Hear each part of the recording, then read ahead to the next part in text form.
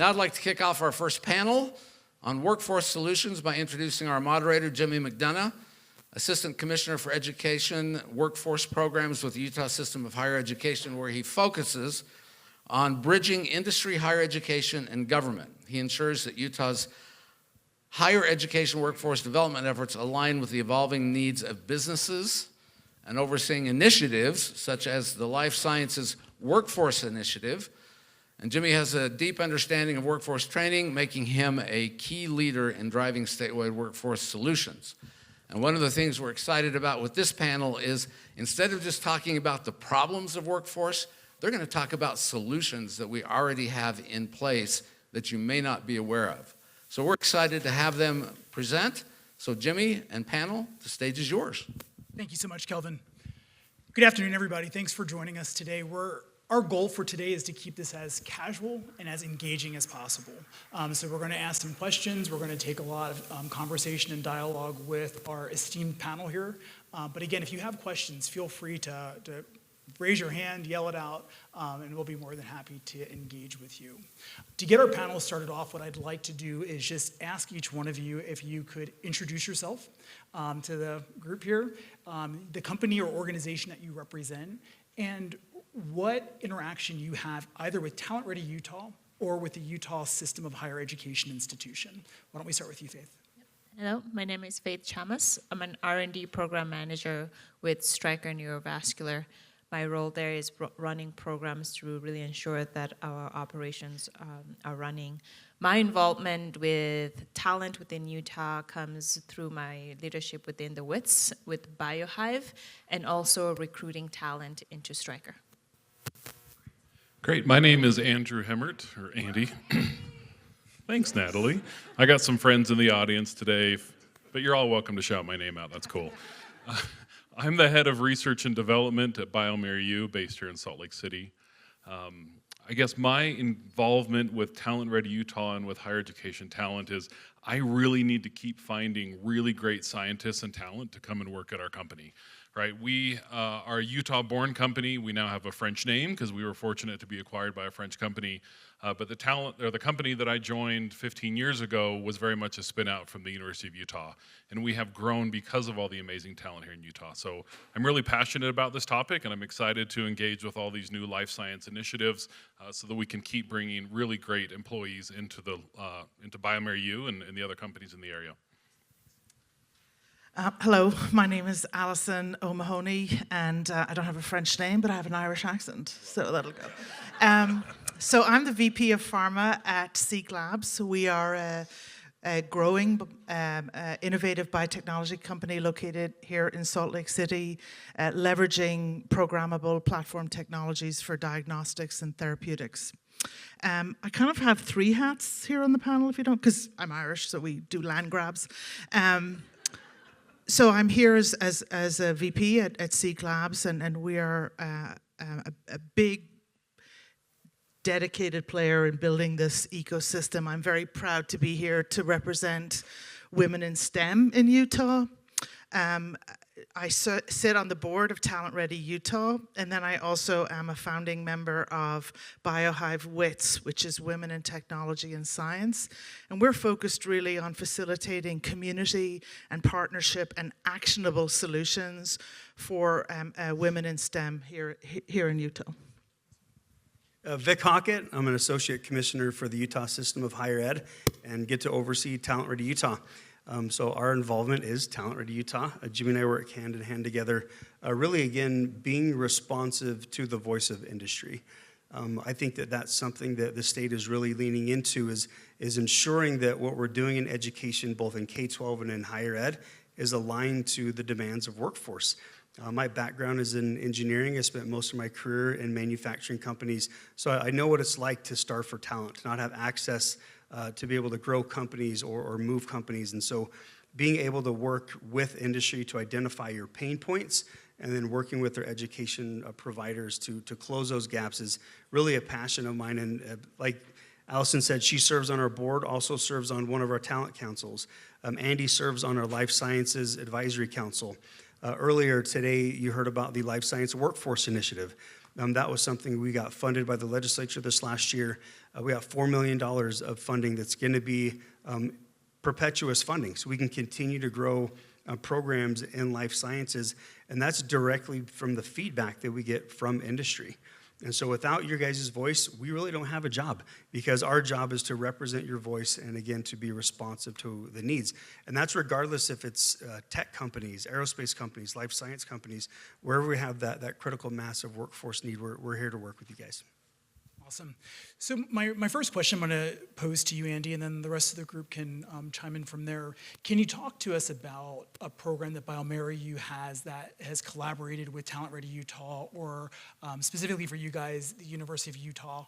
Can you talk a little bit about that program and what that collaboration looks like? Sure. You know, we've had a number of different programs over the years, of course, as our company has evolved. As we spun out from the U, we were looking for any sort of help we could get to begin with. So one of the key programs we had early on was we had a fellow from the University of Utah School of Medicine come and do her fellowship embedded within the company, and her key findings led to one of our platforms that has been kind of one of our most successful tests ever to date. In more recent years, we've set up quite a few programs for we have master's students that are working on their professional master's degree that come and work at bioMérieux for 6 months on a dedicated project as part of their master's thesis. We have engineering co-ops where we actively work with the University of Utah, and now we're really excited and committed to work with Talent Ready Utah on a number of these science research initiatives that have been proposed by the University of Utah as well as other universities. Awesome.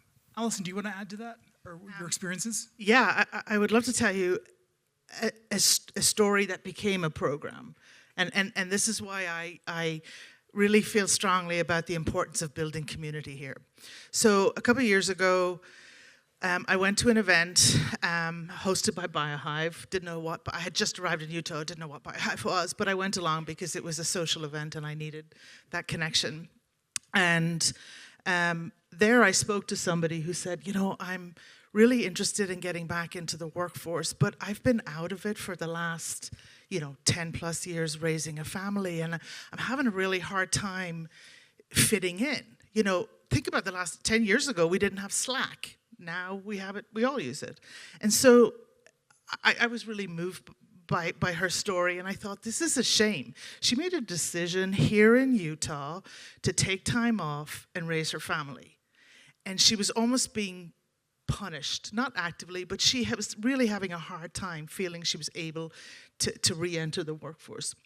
And so at BioHive, there's a really phenomenal community-centric chapter called WITS, Women in Tech and Science, that I mentioned already. And so I went to the other folks in WITS and said, could we do something instead of just creating community? Could we actually do something? And so we started a program called a returnship program. And this is a project-based, short-term tenure to allow people who have taken extended absence for no, nefarious reason other than, family reasons and personal reasons, and maybe they were in the military and are finding it hard to get back into the industry. And so we started this returnship initiative. I know at Seek Labs, we're like an email or a phone call away from hiring our first returner, so we're very happy with that. And then we reached out to Talent Ready Utah. No conflict of interest here, right? And said, could you help us? And honestly, the program hits people immediately. It emotionally hits them, and it feels the right thing to do, particularly for these women who have prioritized family and prioritized other things, to give them a chance to come back into the workforce. So that's something, and Talent Ready Utah showed up, and we're really happy to partner with them and BioHive. So it's something I'm really proud of. Awesome. Faith, we've kind of heard those two different programs, and one of the ways that you talked about is, identifying talent and working with talent. Can you talk a little bit about how your organization or you personally have partnered with an institution to identify that talent and that relationship you've built? Yep. At Stryker, we have a huge need for non-skilled individuals where we can train them, and also the engineers, right, with bioMérieux needs as well, scientists who can help us scale. And some of the partnership we've done is going directly to the Salt Lake Community Center and having a table so that we can really engage with students who are doing their associates and having them aware that we exist within the community. I think as Utah, as we grow and get uncomfortable getting out of our silos, it's really, as an organization, going and showing the life-changing impacts. When you show someone a stent, then you say, we put this behind your eyeballs, right? And you can come and help us, right, build these devices. It really gets engagement.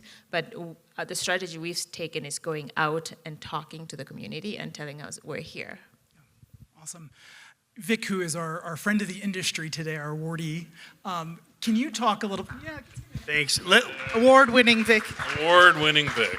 We should have that on my title of my cards. We should. We'll do that. Consider it done.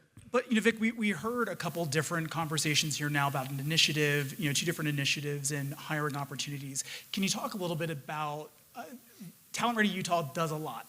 Can you kind of give a little bit of breadth to everyone of what those different things or opportunities and how they partner with industry and convene? Yeah, sure. So maybe what I'll do is talk about the continuum of talent that all of us need, right? And so if we're a manufacturing company, we need gateway talent to come in and run equipment. We may need quality control technicians, regulatory compliance folks, through engineers and scientists.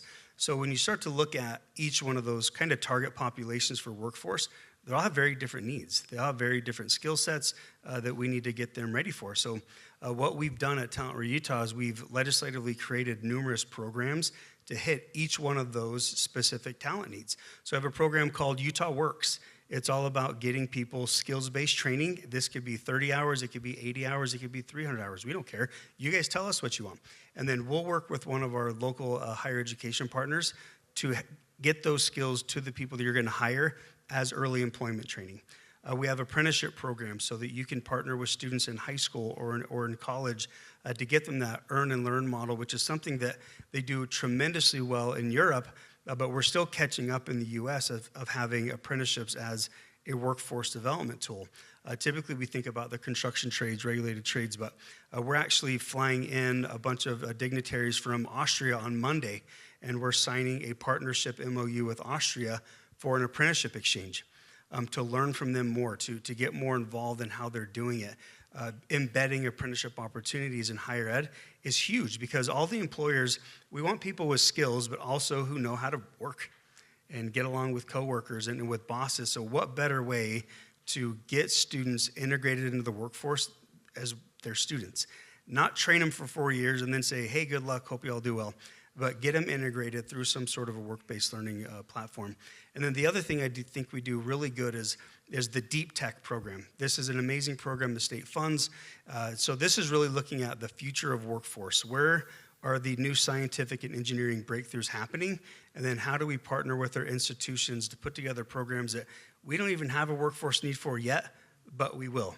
And so the U has been incredible partners. Utah Tech has been incredible partners with precision genomics and neuroengineering and just some amazing things that are on the cusp of all this breakthrough, and trying to prepare, again, the entire continuum of talent is really rewarding to see. And if you have a need, just speak up. Let's get involved and see what we can do about it. Thank you. I like to think of it as K through CEO. Yeah, let's like that. I like that. One of the things I want us to be very transparent. A lot of people probably in the room are thinking we don't have the capacity, we don't have the resources, or we don't have the time. Can you talk a little bit about either challenges that you might have experienced in the process, or what advice would you give for a company that's out here that wants to develop a relationship? How would you tell them to start that, or what you've learned that you wish you knew ahead of time? Andy's thinking deep. Allison's like, does he want to go first? I'll keep thinking. Vic, do you want to say something first? I mean, the only thing I would say is that you're not alone. You don't have to, nobody's asking you to rebuild this from the scratch. There are so many organizations, networking, people that want to be involved and people that want to see this grow that would be willing to help you. If you're looking at saying, how do I start? You don't have to do it from square one. We have a resource at Talent Ready Utah. It's actually a position on our team She's the state work-based learning intermediary. So what that means is she tries to remove all those barriers for industry so that you guys can bring in interns, bring in apprentices, bring in students on co-ops. I know what it's like you want to bring in an intern, it's great to bring in an intern, but then it's like, well, who's going to watch this kid and who's going to train them and what's going to happen when I bring the supervisor off of what they're doing to go be with this student? And so we've got some resources in place. We have some infrastructure that we can help with the industry partner to get things in place. We help to identify what are the on-the-job learning activities the student's going to do, and just, again, help to build out that infrastructure, because that is a major barrier. We just completed a statewide study on the effectiveness of the graduates being prepared by the system of higher ed. Most of you hopefully got that survey. We had over 700 leaders across Utah respond to that survey, which is a huge turnout. But one of the number one things they said is, we want more work-based learning, we just don't have the resources. And it could be time, it could be people, but we do have resources, and we would love to, be able to partner up so we can have those opportunities for students. And I think for organizations, large companies like Stryker, where we get stuck in the daily deliverables that we need to do, how do you get individuals to go out and identify, what talent is out there, what activities are out there? My recommendation is, finding those blooming flowers within your organization and adding that to be part of their development, right? Is 5% of your time is going to a biohive event, right? And reporting back, what are you hearing, what activities are happening, so that you cannot, have an individual who's representing the organization and bringing that information back. As I've thought about it deeply now, Jimmy, for me, I think the first step is, if you're struggling to find those connections, the first step is to come back to your network. By participating in an event like this today, take the time here to get to know other folks, pass your business card, say, hey, can I email you later? Just getting that initial contact really helps. I think I look back early in my career, when I recognized that I wanted to have deeper connections with the University of Utah. When I joined, I reached out to, in fact, all my old professors from the U and said, hey, I'm in this position now at then BioFire. I want to talk with your students about what industry careers are like, because that wasn't available when I was a student. So I reached out to start there and to kind of foster those relationships. And over time, finding more connections, it's really blossomed to now we have an opposite problem. The challenge we have is we have to say no too much, right? I wish we could say yes more often to more interns, more opportunities. We have to be pretty selective in what we can fund, just because of the limited budget we all have. I thought in our conversation that we had last week in planning for this, Alison and Andy, we had a great conversation, and I'm wondering if you want to share it about, you're like, what conversation are you going to share? The conversation about legacy contacts, and just kind of as organizations grow and people move into different positions and leave an organization, sometimes that institutional knowledge or that person that's doing the internship has left, and now what happens? Do you want to talk a little bit about that conversation? So we'll role play the story. I said, hey, I just learned about this amazing thing, biohive. Wow, I What? really want to get bioMérieux involved. How come we're not involved? And then Alison says, What? Outraged. How are you only hearing about this now? But it turns out that Andy had a colleague that was very involved when the biohive WITS chapter was being started. But as happens in our industry, people move on.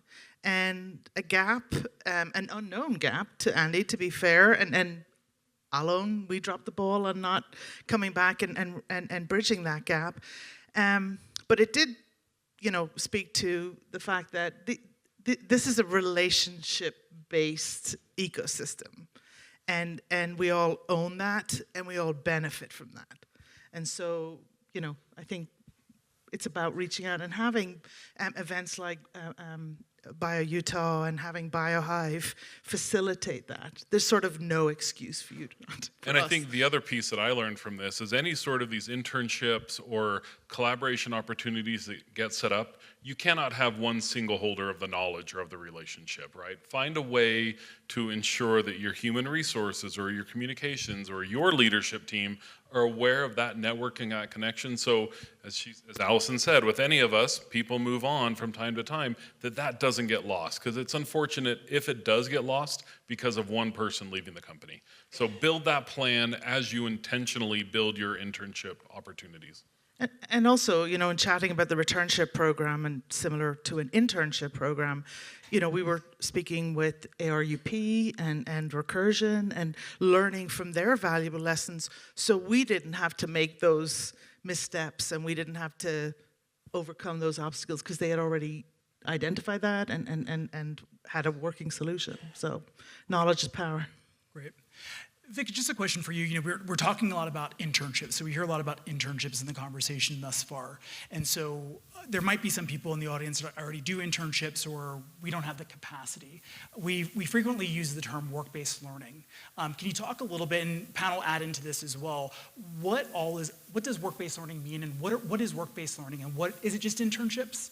Oh, good question. So no, work-based learning is a lot of different things, right? And so we've got some building blocks of work-based learning that we kind of govern from K-12 through higher ed. And it could be something as simple as a career fair, low touch point, right? A job shadow, low touch point, through more of an immersive process like a co-op or a year co-op or a full 2-year apprenticeship.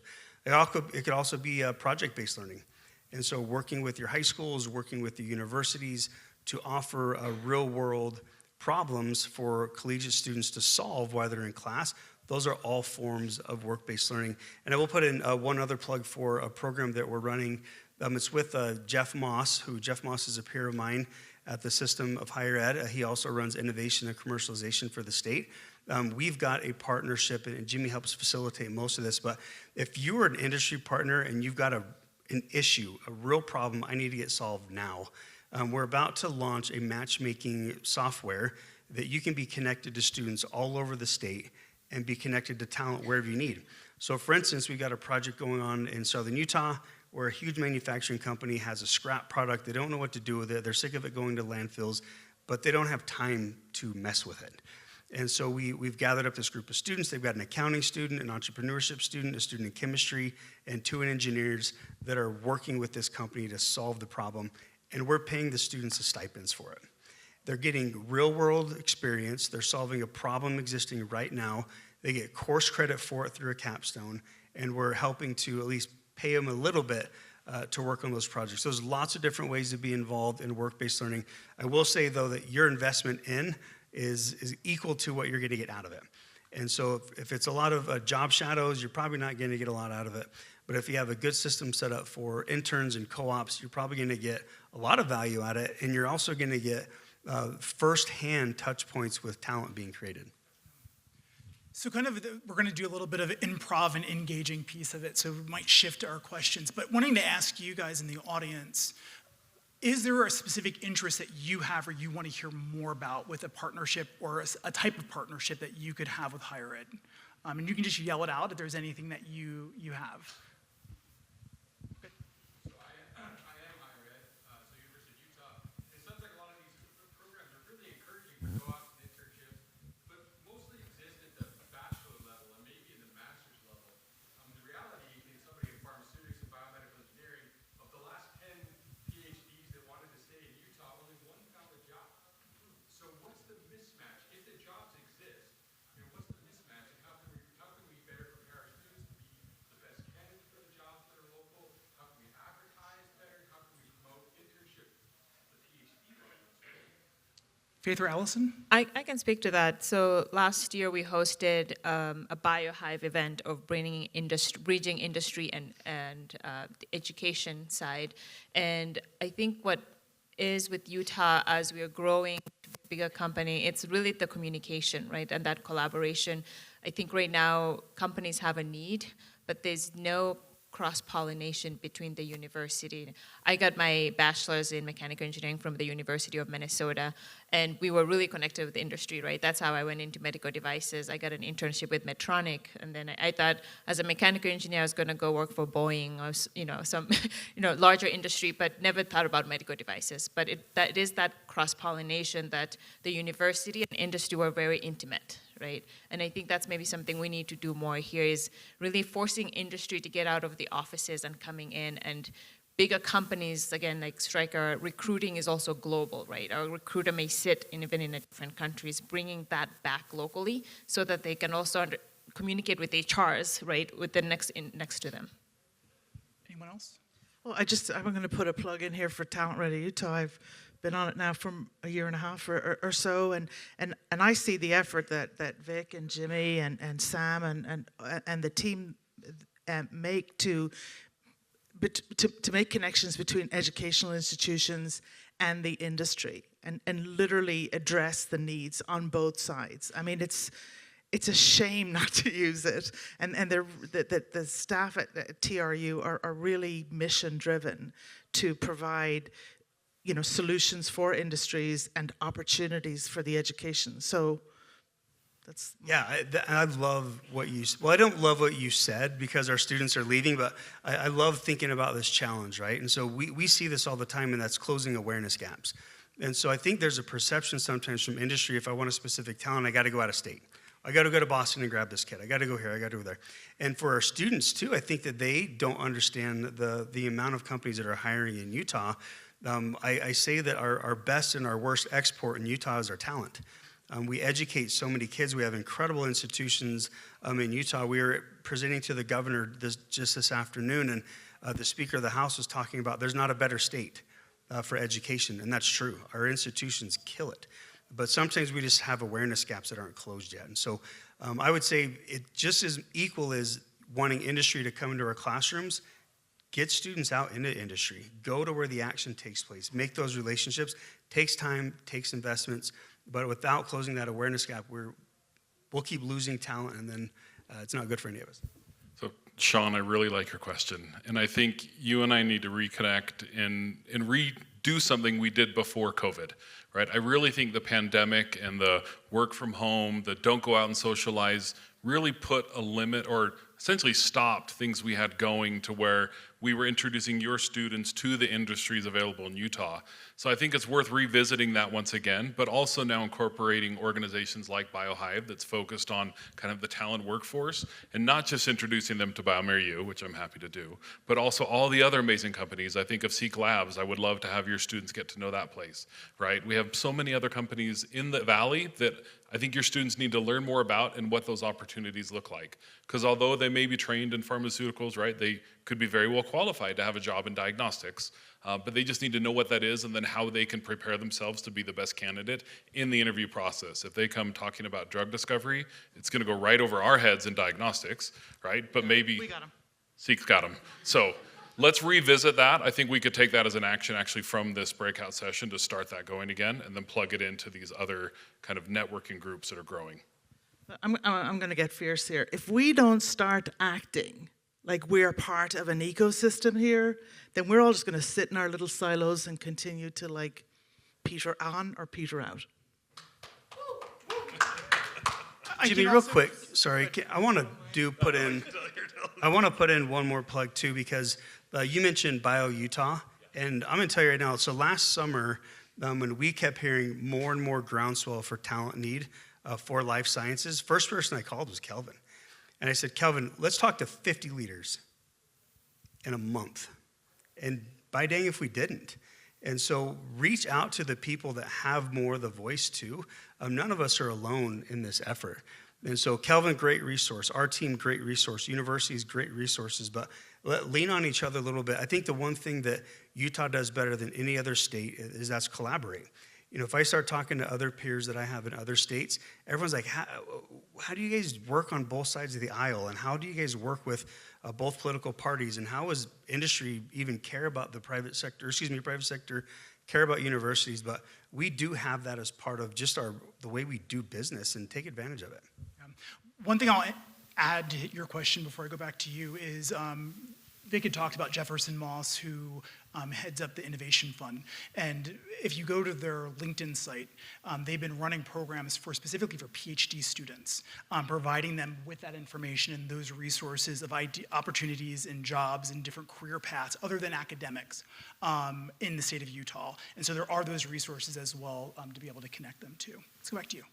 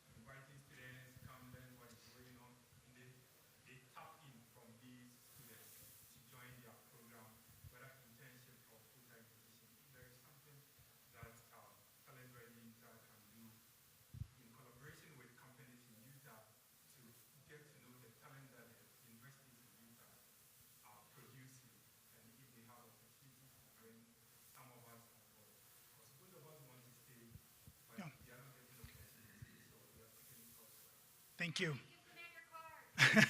Come talk to me afterwards. We got a bioinformatics role.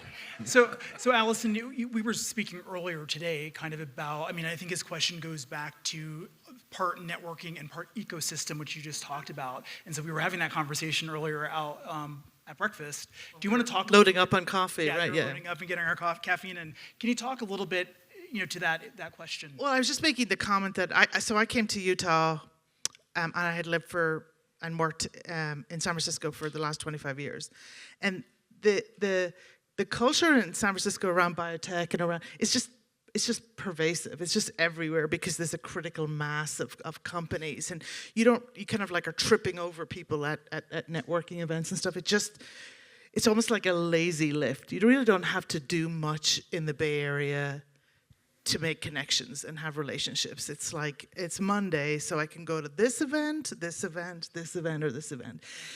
That's not the case here in Utah, but it is. I look at that through the opportunity spectacles that Liz Weissman likes to talk about, and think that we have the opportunity to build and shape that ecosystem. If we're committed to it, it will happen.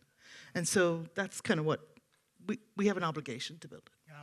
And I think I'll add, before I ask another question to them, I think one of the things that we probably could do a little bit different is to partner. We partner really well with industry associations. Kelvin's been a great resource, and there's several different professional industry associations of probably facilitating more of those type of networking events for students and employers in industry and making that connection. So that's probably something from Talent Ready Utah that we might be able to partner better with our industry associations.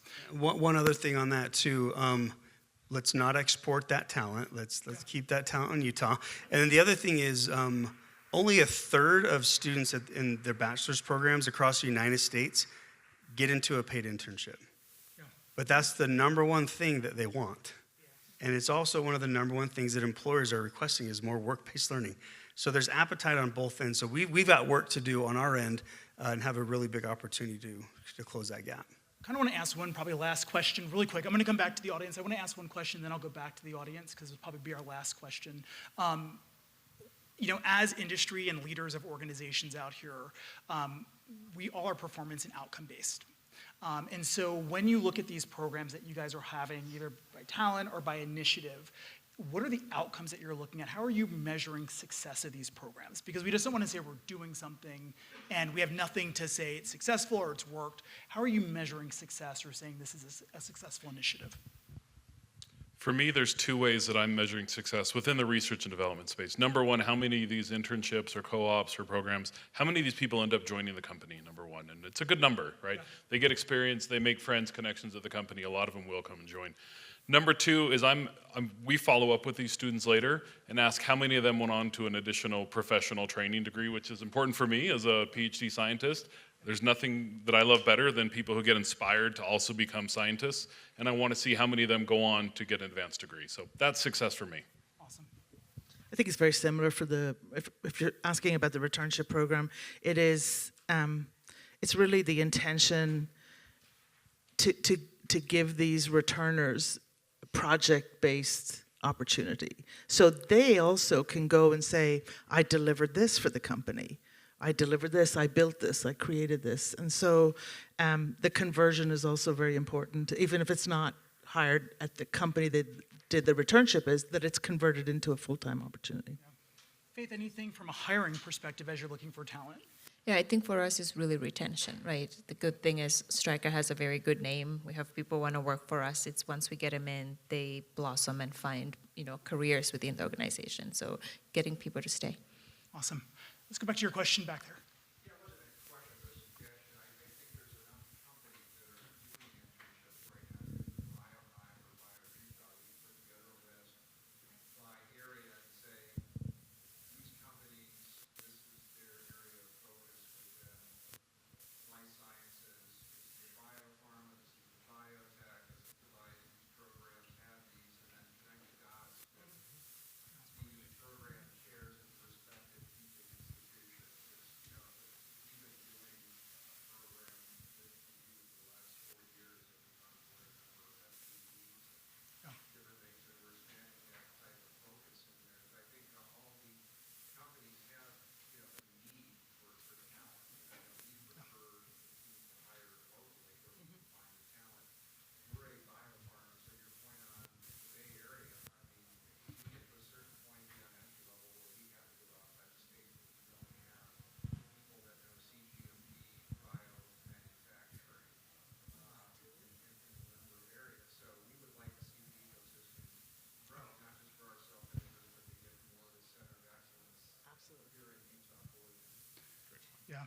And I think it's a great point. I know Vic was speaking earlier about this initiative and this web-based system that we're creating that hopefully should be out in about 2 months.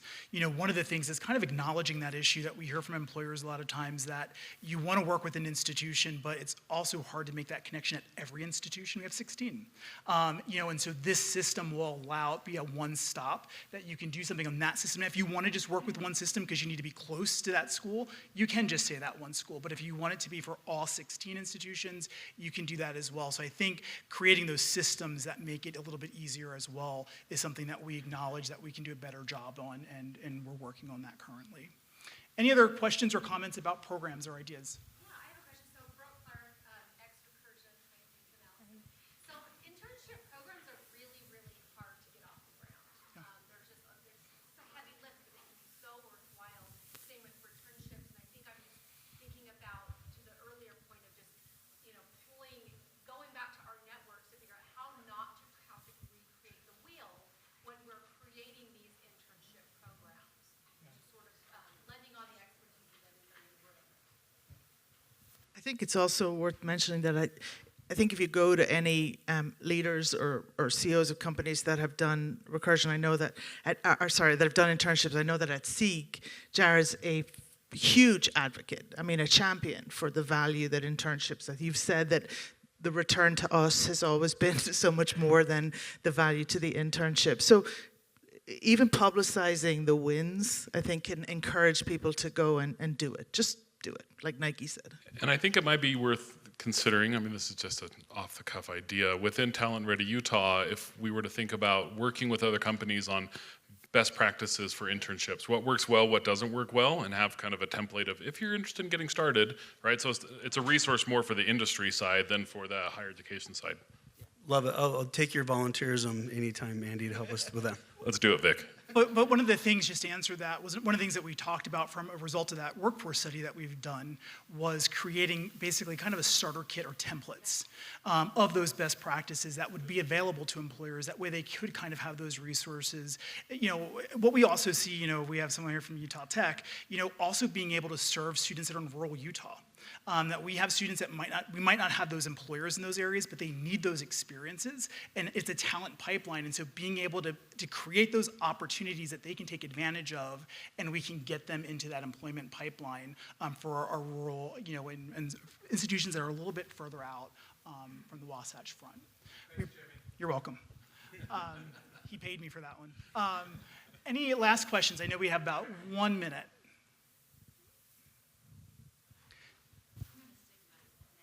Go ahead.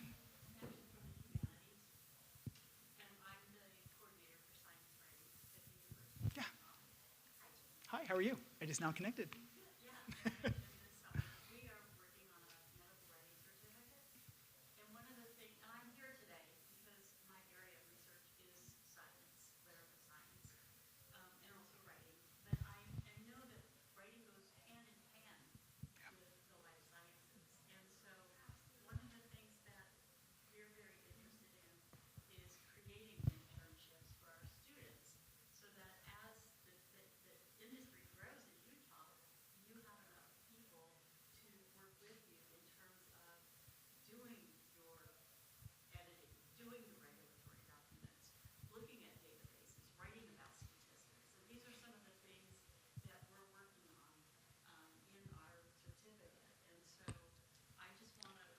Yes, please. Can I get your card? Yeah, yes, please. Yeah. Oh, Jared, you gotta wait till we're done.